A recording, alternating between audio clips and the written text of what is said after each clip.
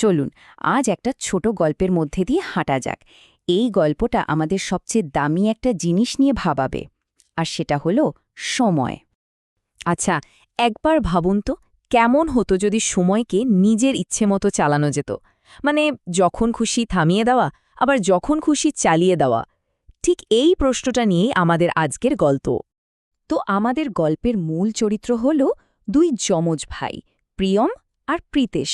যমজ হলেও দুজনের স্বভাব কিন্তু একদমই আলাদা, আর তাদের এই স্বভাবের কারণেই গল্পটা দারুণ মোড় নেয়। প্রিয়ম হল ভীষণ দুষ্টু আর চঞ্চল, কিছু করার আগে এক মুহূর্তও ভাবে না। আর অন্যদিকে প্রীতেশ ঠিক তার উল্টো, খুব শান্ত আর সব সময় ভেবে চিনতে কাজ করে। একদিন হলো কি, তারা সোফার নিচে এমন একটা জিনিস খুঁজে পেল যা তাদের এই দুরকম স্বভাবকে একটা বড় পরীক্ষার মুখে ফেলে দিল।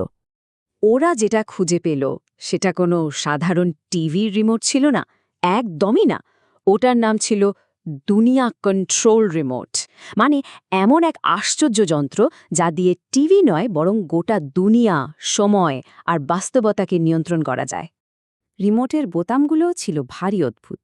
Pause, fast forward, undo. আর যা হওয়ার তাই হলো। চঞ্চল প্রিয়ম তো নিজেকে আর আটকাতে পারল না। সবচেয়ে মজার বোতামটা টিপে দেখার জন্য তার হাত নিষ্পিস করতে লাগল। আর সে পজ বোতামটা চাপতেই ঘটল এক অবিশ্বাস্য কাণ্ড। রান্নাঘরে ওদের মা যে কাজ করছিলেন সেখানেই স্থির হয়ে গেলেন। দেয়ালের ঘড়ির কাঁটাটাও থেমে গেল। আরে শুধু তাই না, ওদের চারপাশের পুরো দুনিয়াটাই যেন এক মুহূর্তে থমকে গেল। প্রিয়ম তো এটা দেখে একেবারে সে চেঁচিয়ে বলল, বাহ, পুরো দুনিয়াটাই তো থেমে গেছে। এই ক্ষমতা হাতে পেয়ে ওর দুষ্টুমি যেন আরও বেড়ে গেল। এবার ওর চোখ পড়ল ফাস্ট ফরওয়ার্ড বোতামের দিকে। ও যেই না ফাস্ট ফরওয়ার্ড বোতামটা টিপল, চোখের পলকে দিন গড়িয়ে সন্ধ্যা নেমে এলো। কিন্তু এই মজার খেলার একটা খারাপ দিকও ছিল, যেটা ওরা সাথে সাথে বুঝতে পারল। প্রীতেশ চিন্তিত হয়ে বলল, হায় হায়, আমরা তো আজকের হোমওয়ার্কটাই করতে পারলাম না। কিন্তু প্রিয়ম তখন এসব শোনার মোডে নেই। ও তো ক্ষমতার নেশায় বোধ হয়ে আছে। সে ইচ্ছে মতো বারবার বোতাম টিপতেই থাকল। কিন্তু এত কিছু কি আর যন্ত্রটা সইতে পারে? রিমোটটা হঠাৎ করেই অদ্ভুতভাবে কাঁপতে শুরু করল, আর ওটা থেকে আলো ঝিলিক দিতে লাগল। আর ঠিক তখনই রিমোটের স্ক্রিনে ভেসে উঠল একটা ভয়ঙ্কর লেখা। লেখাটা ছিল অতিরিক্ত ব্যবহার, সিস্টেম এরর। আর এর পরেই যা ঘটল তা ছিল আরও ভয়ানক। ওদের চারপাশের চেনা জগৎটা যেন ভেঙে পড়তে শুরু করল, সবকিছু নিয়ন্ত্রণের বাইরে।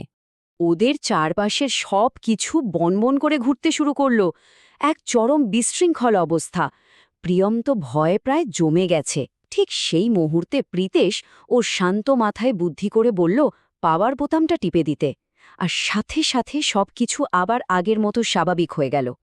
তখন প্রীতেশ ওকে বলল, সময় নিয়ে খেলা করাটা ঠিক না। বিশৃঙ্খলার সেই ভয়ঙ্কর মুহূর্তটা পার করে প্রিয়ম ফাইনালি ওর ভাইয়ের কথার গভীরতা বুঝতে পারল। প্রিয়ম তখন হাড়ে হাড়ে টের পেল যে সময়মতো নিজের কাজগুলো করে ফেলাটাই সবচেয়ে ভালো। আর যেই না ও এই ব্যাপারটা বুঝল, রিমোটটাও যেন নিজের কাজ শেষ করে ধীরে ধীরে বাতাসে মিলিয়ে গেল। তাহলে এই গল্পটা আমাদের ঠিক কী শেখালো? প্রথমত, সময়মতো কাজ করা উচিত। দ্বিতীয়ত, সময়কে সম্মান করতে হবে। আর সব শেষে, সময়ে নষ্ট করা যাবে না। এই শিক্ষা পাওয়ার পর দুই ভাই আগের চেয়ে অনেক শান্ত হয়ে গেল। ওদের মা তো ওদের এমন শান্তশিষ্ট দেখে অবাক। আর এভাবেই গল্পটার একটা সুন্দর শেষ হয়। আসলে প্রীতেশের কথাই সত্যি, কারণ সময়ই হলো আসল ম্যাজিক। এই গল্পের শিক্ষাটাকে যদি আমরা আমাদের নিজেদের জীবনের সাথে মেলাতে চাই, তাহলে একটা প্রশ্ন নিয়ে ভাবা যেতে পারে, যদি সময়ই আসল জাদু হয়, তাহলে সেই জাদুকে আমরা প্রত্যেকে কিভাবে কাজে লাগাবো? এই প্রশ্নটা রইল সবার ভাবার জন্য।